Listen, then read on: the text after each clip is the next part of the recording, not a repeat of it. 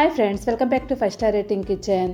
ఇవాళ వీడియోలో పప్పు రుబ్బే పని లేకుండా వడలు ఇంకా శనగపిండి వాడకుండా పకోడీ ఎలా తయారు చేసుకోవాలో చూద్దాం. ముందుగా ఒక మిక్సింగ్ బౌల్ తీసుకోండి. దానిలో 4 ఉల్లిపాయలు తీసుకోవాలి.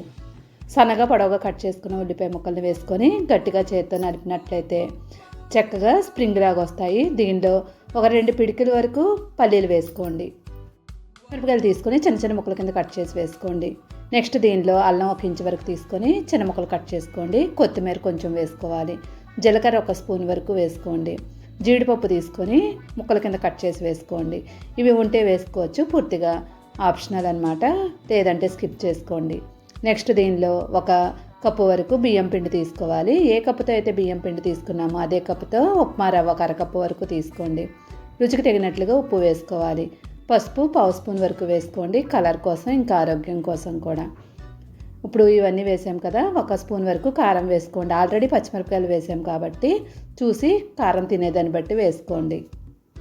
ఉల్లి ముక్కలకి పిండి అంతా బాగా పట్టేలాగా 2-3 నిమిషాలు బాగా కలుపుకొని తర్వాత కొంచెం నీళ్లు వేసుకుంటూ పిండిని కలుపుకోవాలి. ఉల్లిపాయలో నుంచి నీరు వస్తుంది కాబట్టి ముందంతా కూడా పిండిని బాగా కలుపుకున్న తర్వాతే నీళ్లు వేసుకోండి. ఇక్కడ మనం చపాతీ పిండి ఎలా కలుపుకుంటామో అలా కలుపుకోవాలి. పలచగా కలుపుకోకుండా కొంచెం గట్టిగానే కలుపుకోవాలి. కలుపుకున్న తర్వాత చూడండి, పిండి మనకి ఇలా ఉండాలి. కలుపుకున్న పిండి ముద్దను తీసుకొని చిన్న రౌండ్ బాల్లో చేసుకొని అరిచేతిలో పెట్టుకొని వడల్లా చేసుకోవాలి.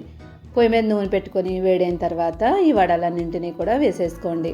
అస్సలు విరిగిపోకుండా చక్కగా అరిచేతితోనే మనకు వచ్చేస్తుంది. ఒకవేళ చేతికి అంటుకున్నట్టు అనిపించింది అనుకోండి, చేతికి తడి చేసుకొని ఈ వడలు వేసేసుకోండి. ఇప్పుడు ఈ వడలన్నీ కూడా మీడియం ఫ్లేమ్ మీద పెట్టుకొని బాగా ఎర్రగా అయ్యే వరకు వేయించుకోవాలి. బాగా ఎర్రగా వేగిన తర్వాత ఇప్పుడు వీటిని ప్లేట్లోకి తీసుకోండి. వేగిన తర్వాత ఉల్లిపాయలన్నీ కూడా మనకి కలర్ మారే వరకు వేయించుకోవాలి. అప్పుడే మనకి క్రిస్పీగా ఉంటాయి. ఇప్పుడు దీన్ని పక్కన పెట్టుకోండి. అదే నూనెలో మనం పకోడీలా కూడా వేసుకోవచ్చు. ఇదే పిండితో, శనగపిండితో పని లేదు, ఇదే పిండితో కరకరలాడే పకోడీ కూడా తయారు చేసుకోవచ్చు. మరీ లావుగా కాకుండా చిన్న ముద్దల్లాగా వేసుకోండి. అప్పుడే మనకి క్రిస్పీగా వస్తాయి. వీటిని కూడా ఎర్రగా అయ్యే వరకు వేయించుకోవాలి. చూడండి, వడలు రెడీ అయిపోయాయి. జీడిపప్పు పల్లీలు వేసాం కాబట్టి టేస్ట్ కూడా బాగుంటుంది. ఇప్పుడు మనకి పకోడీ కూడా వేగిపోతుంది. చూడండి, ఫస్ట్ మనం ఎక్కువ నూనెలో వేయించే అవసరం లేదు, తక్కువ నూనెతోనే మనం క్రిస్పీగా పకోడీలను వేసుకోవచ్చు.